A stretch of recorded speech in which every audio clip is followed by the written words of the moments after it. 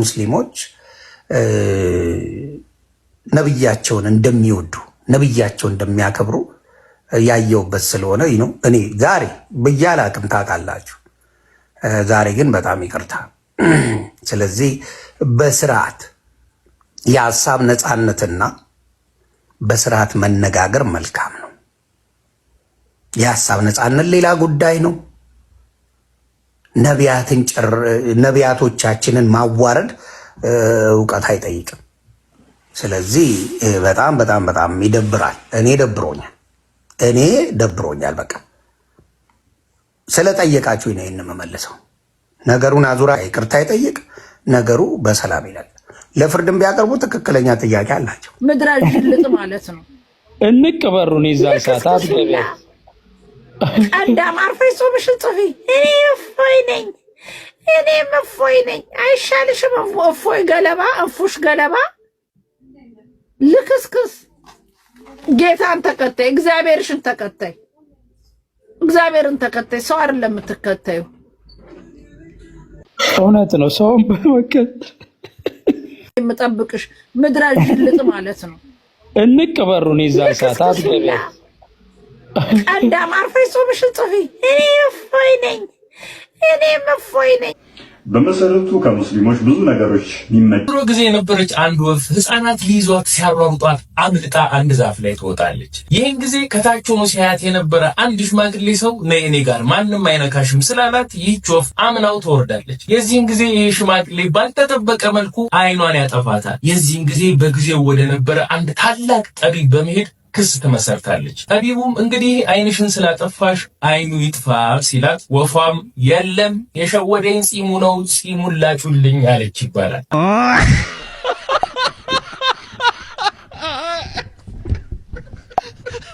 አንዳንድ ሰዎች ጺማቸውን መቆረጥ ሳይኖርባቸው አይቀር። ተረት በድሮ ጊዜ የነበረች አንድ ወፍ የሚል ጥያቄ ቀርቦልኝ ነበረ። በመሰረቱ ከሙስሊሞች ብዙ ነገሮች የሚመቹኝ አሉ። አንድ እንደዚህ ነቅሶ ማውጣት ይከብደኛል። ነገር ግን በዋናነት የሴቶቹ አለባበስ በጣም ይማርከኛል።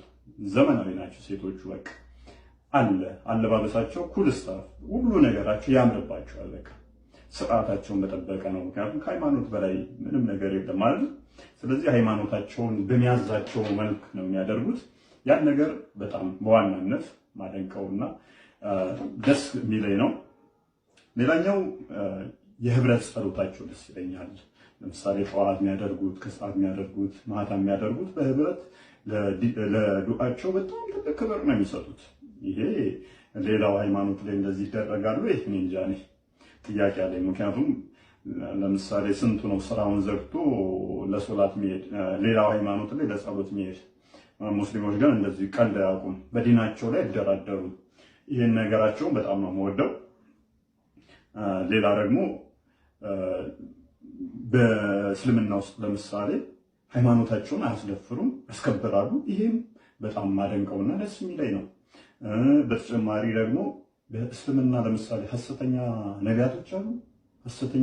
አሁን ለምሳሌ በኦርቶዶክስ ብንሄድ ጺማቸውን አንጀርገው እንደዚህ ብለው መስቀል ይዘው በየቦታው ልብሳቸውን እንትን ቀዳደው ምናምን እናቃለን የሚሉ ባታውያንን የሚሉ ቤተክርስቲያኗ ሲበጠብጧት እንመለከታለን አሉ ማለት ነው። በኦርቶዶክስ በፕሮቴስታንት ኦልሞስት ያልናገረውም ምክንያቱም ያው የምታውቁት ነገር ስለሆነ ስንት አስቀያሚ ነገር ስለሚሰራበት እንደውም ክርስትናውን ያረዱት ፓስተሮች ነን ነቢያቶች ነን የሚሉት ይመስሉኛል።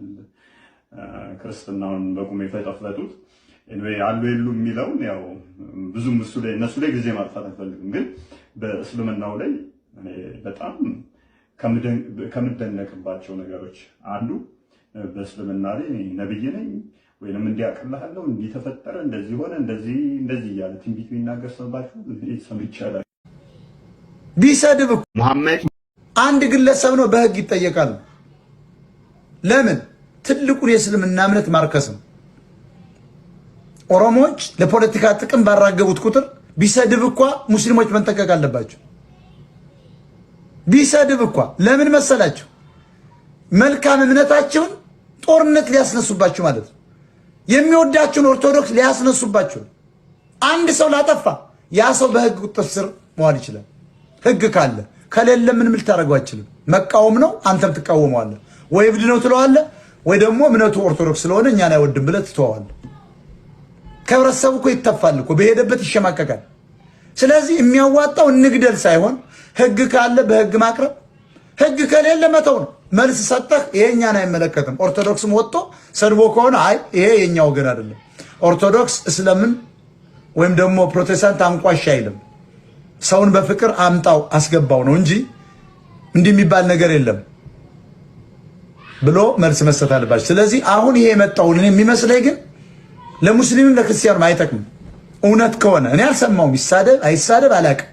ግን እኔ አጀንዳም ለዚያ ታላቅ ሙስሊምና ለዚያ ታላቅ ኦርቶዶክስ ለተባለ ጨዋ ህዝብ መነታረኪያ ነው እና ወንድሞቼ በምድር ካላቸው ነገሮች ሁላ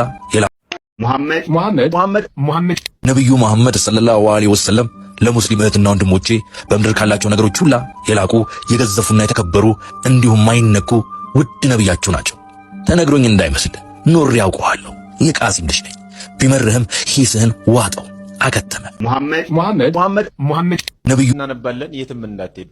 ታፍሩበታላችሁ። ባይዘ ሙሐመድን በጣም ነው የምትሸማቀቁበት። we know that ሙሐመድ የሚያሸማቅቃችሁ አሁን ላይ ቲክቶኩን እያደረግነው ያለነው ምንድነው? ሙሐመድ የሚለውን ስም በራሱ መስማት የሚያሳቅቅ የሚያሳፍር እንዲሆን እናደርገዋለን። ገና ዛሬ ሙሐመድ ነገ ሙሐመድ አሁን ሙሐመድ ኋላ ሙሐመድ መሸ ሙሐመድ ነጋ ሙሐመድ الصلاة والسلام عليه الصلاة والسلام عليه سيدي رسول جعل الله حبيبي زين الكاملات ማንኛውም ይሄ ቪዲዮ እንመለስና ኮሜንት እናነብ። የሚለውን ስም በራሱ መስማት የሚያሳቅቅ የሚያሳፍር እንዲሆን እናደርገዋለን። ገና ለኔ ጸጋ ብርሃኔ ብሌኔ አይኔ ውድ ያዘይኔ ያንቱ ኡመት መሆኔ ክብር ነው ለኔ ሐቢብ ያዘይኔ ሰለዋቱላህ ዐለይከ ወሰላሙሁ ሰለዋቱላህ ዐለይከ ወሰላሙሁ ያ ሐቢበላህ ሙሐመድ ስጦታ ነው።